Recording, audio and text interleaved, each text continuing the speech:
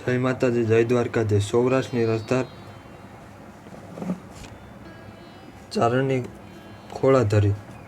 વિક્રમ સંવત 1630ના વર્ષમાં એક દિવસ નવાનગરના જામ સતાજીના દરબારગઢમાં એક ચારણ રઘવાયો બનીને આમ તેમ દોડતો હતો।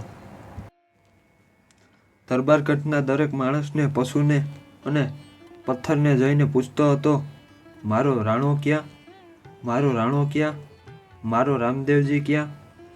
રાણાને પાછો લાવો। એવી એ ચારણની કડકડતી બૂમોથી દરબારગઢના પથ્થરો ધણધણી ઉઠ્યા ને આખો ગઢ કોઈ ઉજળ ભૂતખાનની માફક સામે પડઘા પાડીને પૂછવા લાગ્યો, રાણો ક્યાં? માણસો એકબીજાને પૂછવા લાગ્યા, રાણો ક્યાં? કોઈએ ચારણને કહ્યું, રાણાની મામીઓ એને મળવા ઝંખથી હતી, તે રાણો ગઢમાં ગયા છે। ફડકે શ્વાસ લેતો ચારણ થોડીવાર વાટ જોઈને બેઠો, પણ રાણો મામીઓના ખોળામાંથી પાછો વળ્યો જ નહીં। રાણીઓના માટમાંથી નીકળનારા એક માણસનું મોં કાળું શાહી જેવું થઈ ગયેલું દેખાતું હતું। ચારણ પૂછતો હતો, રાણો ક્યાં? માણસો અબોલ બનીને ચાલ્યા જતા હતા। દરબારગઢના ઝરૂખા સામે ઊભા રહીને ચારણ ચીસ પાડી ઉઠ્યો, રાણા, બાપ રાણા, નીચે ઉતર, તારી માને મેં ખોળાધરી આપી છે। મારા રાણાને લાવો, રાણાને પાછો લાવો।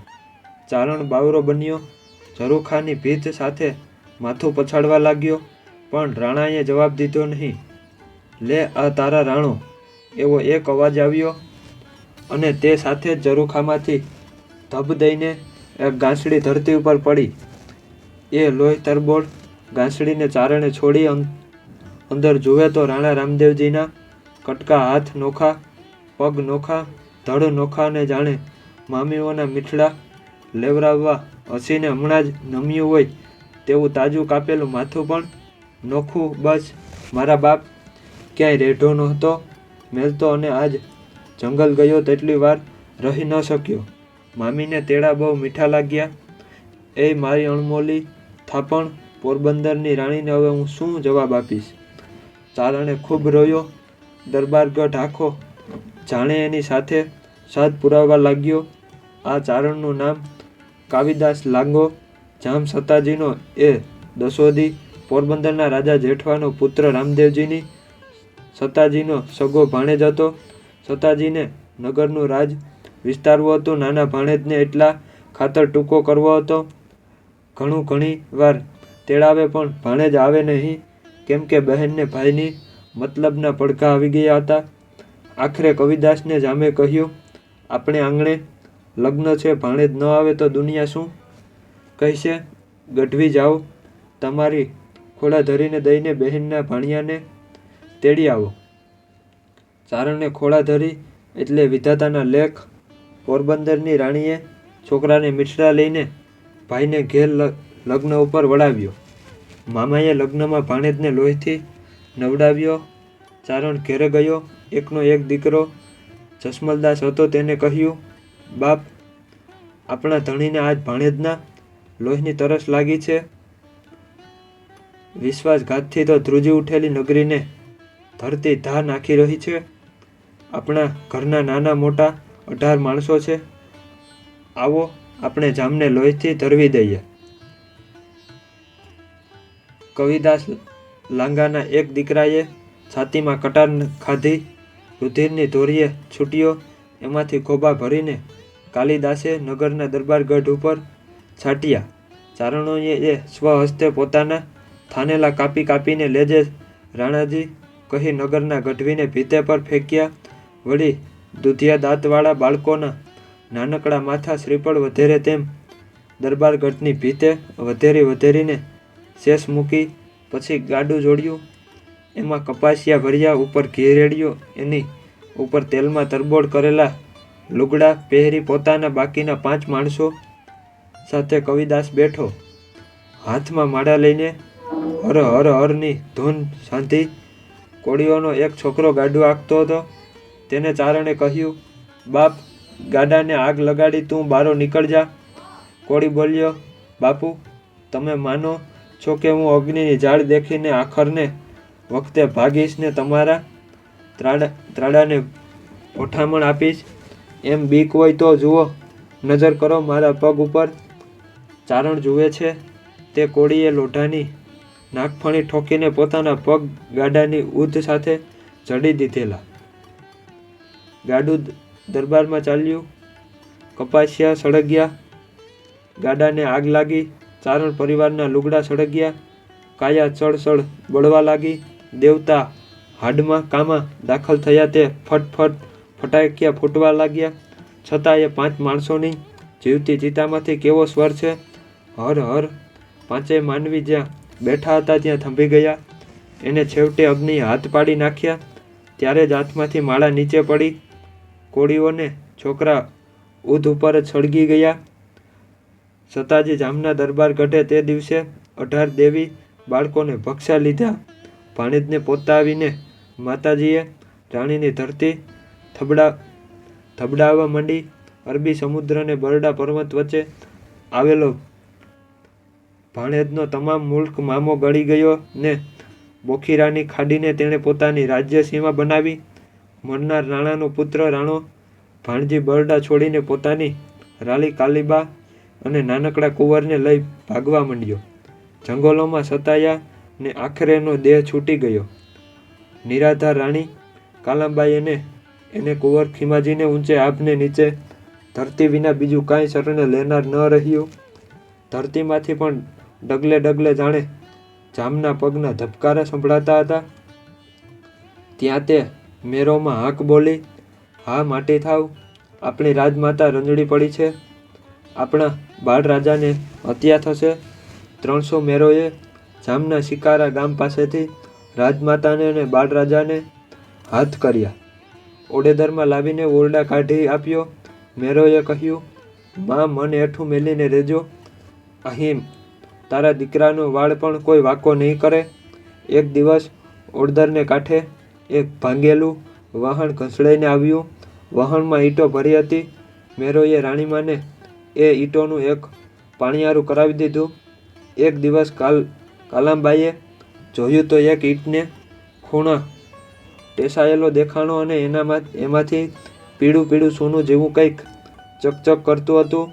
રાણીએ તપાસ્યું તો ઉપરના પડની નીચે આખી હેમની ઈંટ હતી. બધી ઈંટોમાં એ જ ભેદ જડ્યો. ધણીને ધરતી હાથ કરવા માટે સપનામાંય ઝંખતી રહી રાણીને હવે હિંમત આવી.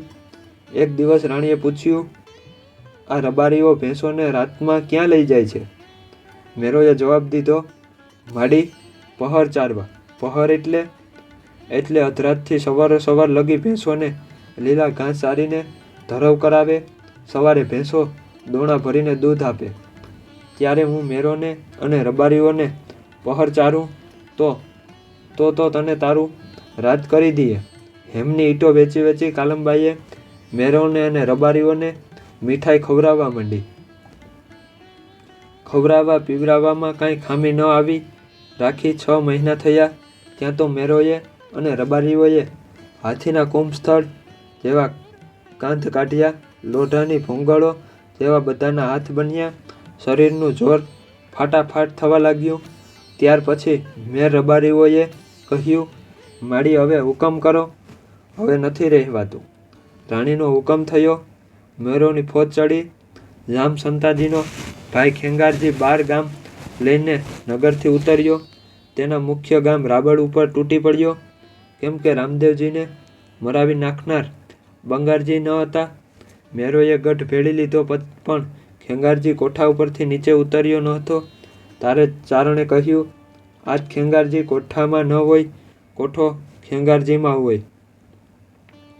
ખેંગારજી ઉતર્યો ને મરાયો. એનું માથું કાપીને મેરો કાલમબાઈ પાસે આવ્યા. રાવળ ગામ લૂંટીને ખેંગારજીના નગારા લઈ ગયા.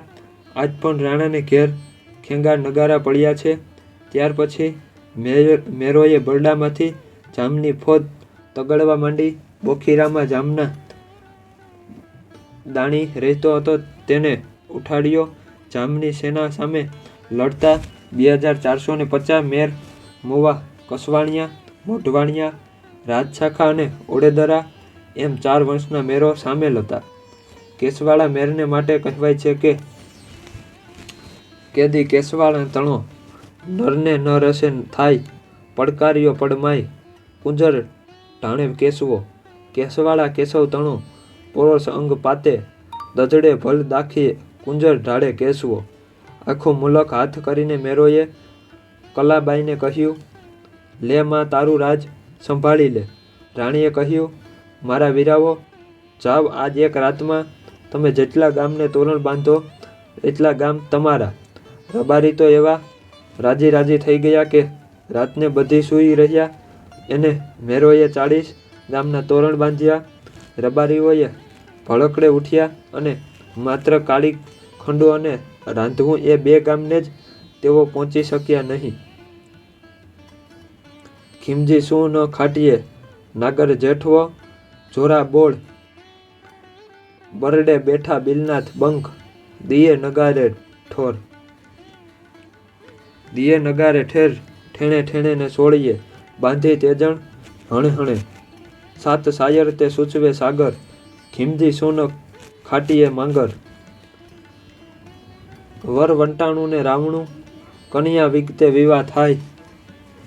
પ્રથમ કંકોત્રી કુતિયાણે મોકલી જૂનાગઢે ખબરું જાય. જૂનાગઢે ખબરું જાય તે જાશે અમરજી દીવાન ભેળો થાશે. તમે આવ્યા અહીં ભાંગશે ભનિયા વર વહાણું ને રાવડું કન્યા.